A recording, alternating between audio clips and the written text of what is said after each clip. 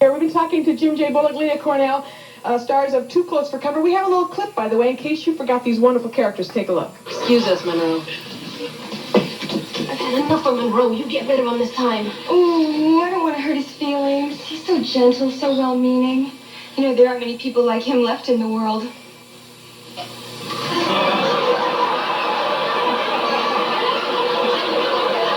Monroe, we'd love to talk to you, but our parents are expecting us for dinner.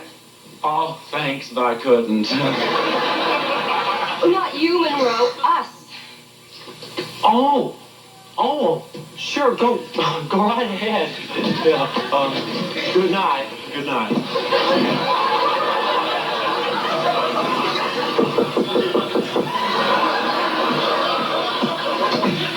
The closet. Good night. There you are.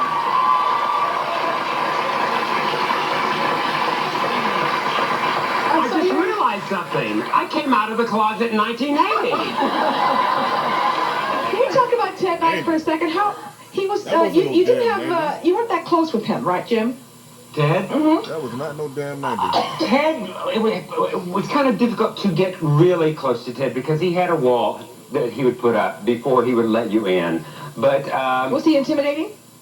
yes, he could be very intimidating. Because I read that you actually, everyone was afraid of him, but you actually did confront him one time. He said something to me, you know, and it kind of just went the wrong way, and I snapped. And I said a lot of things to him that had been built up for 6 years, and then the director said, take 5, and Ted said, take 10. So, did you get to reconcile before he died? Because he died suddenly. Well, the scene right after the rehearsal, after the break, we came back and we did this scene that was strictly between Ted and I, and it was where Monroe goes into his office and says to Mr. Rush, you know, you never support me, you never behind me, you never believe in me, and all this. It was a really incredible scene. It was just so real to life as to what had followed. And after it was over, Ted said, that's good, let's go home. And I said, I need to talk to you. And he said, no. I don't want to talk to you. And I said, no, I really need to talk to you. And he said, I don't want to talk to you, Jim. And I grabbed him and I pulled him in the hallway. And I said, I love you. I said, I love you. And I want you to know that I'm doing my best for you. And it bothers me when you think that I'm not doing my best for you. And I hugged him, and he was very stiff and awkward. But at that moment, I knew he knew that I felt the way I felt about him.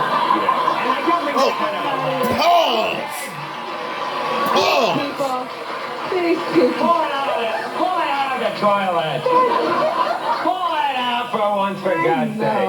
But it was a nice moment because he did pass away 6 months later. And I knew that he knew how I felt about him. Because he was my show business father. People assume because you're in a series and it's in syndication that you got all this money, but you actually lost everything. I lost everything. I lost my house. I had to file bankruptcy and everything in 1993. How? Well, because, you know, when you're young, like I was young, 25, and stupid, like I am stupid, you know, I bought the whole dream. You know, I bought the hill, the house in the hill, and everything that goes along with it. And when the big money stops on a weekly basis, the monthly payments don't stop. Yeah. And, I mean, even though I went into Hollywood Squares, it wasn't enough to salvage me. And then the 90s hit, and I don't know what happened, but it was like a totally desolation for me. I don't know if it was because I'm gay or what, but, you know, I didn't work for about 4 years, and I lost everything. But, you know. And now, what are you going to be doing? I have actually, after the Jim J. Tammy Faye show ended, that was such a difficult time for me. That was such a hard show. Not because of Tammy Faye, but because of the production company we were with, the fights that we had to fight to try to have the show we wanted to have. My lover at the time had HIV and AIDS and passed away shortly thereafter. So I took time off for personal, reasons. And now I'm just getting back into it, getting back into the circle, and I'll be working again soon on something. I don't know what. Thank you so much. We'll be right back.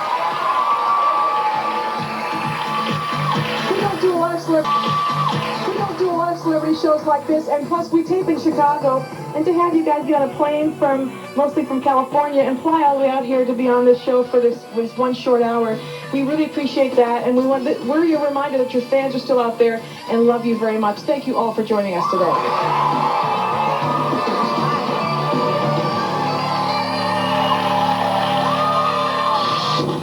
Dennis does have his legs back up there now, but he was really rocking. That's the problem.